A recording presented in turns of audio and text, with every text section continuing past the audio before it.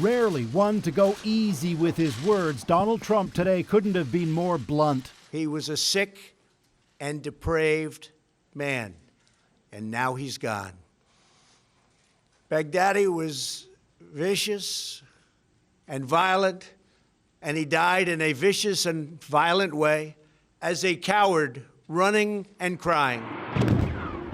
This video is said to be of the raid, as 8 U.S. helicopters had flown in after intel from Iraq and Syrian Kurds, with U.S. Special Forces blasting their way into a walled compound on orders to catch or kill Abu-Bakr al Baghdadi, who, said Trump, quickly fled into a tunnel.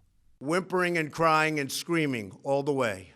Chased by trained dogs until al Baghdadi ran out of room. He reached the end of the tunnel as our dogs chased him down.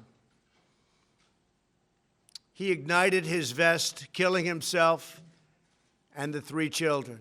As Trump put it, substantial body parts were then gathered and tested for a DNA match.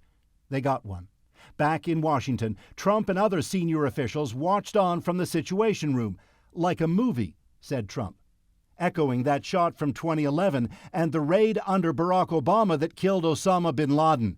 Though, as Trump put it today, the al-Baghdadi death is a bigger deal. This is the biggest there is. This is the worst ever. Trump called ISIS followers losers and frightened puppies, though some allies were quick to note the killing of Baghdadi is a game changer in the war on terror. Doesn't mean the war is over. Still, Trump seemed content to underline, in his terms, he got it done. He died like a dog. He died like a coward. The world is now a much safer place. So, Paul, this is a significant moment for Trump in the Middle East, but what about in Washington? Yeah, well, think of it this way. As that raid was being carried out in Syria, there were impeachment inquiry hearings happening on a Saturday on Capitol Hill. Trump himself, breaking with U.S. tradition, did not inform senior Democratic lawmakers of what was happening in Syria.